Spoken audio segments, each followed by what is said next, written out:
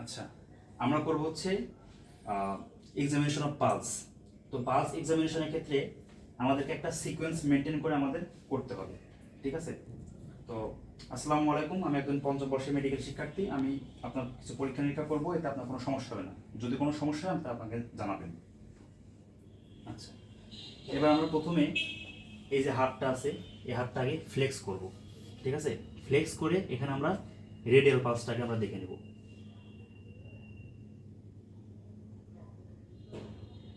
ঠিক আছে? এবং এই 3 আঙ্গুল দিয়ে আমরা রেডিয়াল পালসটা দেখে নেব। এবং এই 3 আঙ্গুলে কিন্তু কাজ আছে। এই যে যেটা এই যে রিং ফিঙ্গার, এই রিং ফিঙ্গার দ্বারা ফিক্স করব, মিডল ফিঙ্গার এটা দ্বারা ফিল করব, এবং যে ইন্ডেক্স ফিঙ্গার দ্বারা হচ্ছে প্রিভেন্ট কোল্যাটারাল সার্কুলেশন, ঠিক আছে? এবং আমার একই সাথে rate, rhythm, volume, character and condition of the arterial wall, এইভাবে আমরা condition of the arterial wall দেখে নিতে পারি। এবার আমরা দেখব হচ্ছে রেডিয়াল ডিলে, একসাথে দুইটা দিই, কোনো রেডিয়াল ডিলে আছে কিনা এটা দেখব।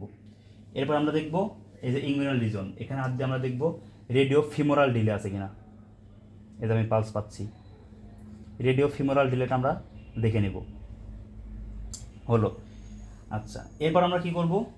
এরপর আমরা দেখব ব্রাকিয়াল আর্টারি পালস। তো এখানে হাতটা আপনি এরকম শক্ত করেন, মুট করে থাকেন, হ্যাঁ থাকেন এবার, হ্যাঁ।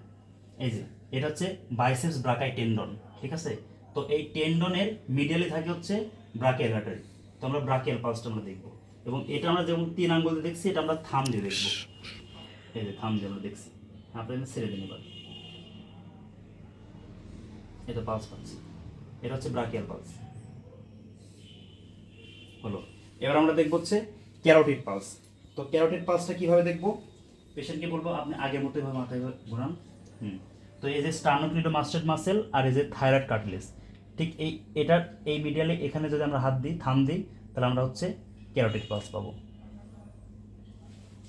এবং আমরা কখনোই পেশেন্টকে দুইটা একসাথে দিব না, তাহলে কী হবে? সিনকোপ বা ফেন্ট হয়ে যেতে পারে, হলো। এবার আমরা আবার এদিকে চলে আসি। এদিকে আমরা এবার দুই সাইডে ফিমোরাল আর্টারি পালস দেখে নেব। ফিমোরাল পালস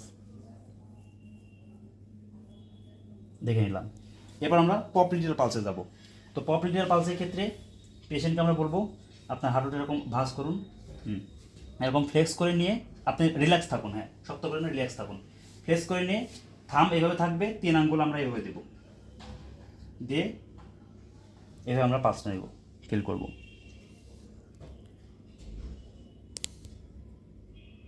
আবার এই হাঁটুতে আমরা দেখে নেব।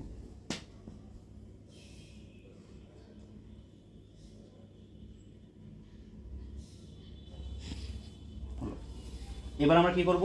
অ্যান্টেরিয়র টিবিয়াল আর হচ্ছে পোস্টেরিয়র টিবিয়াল।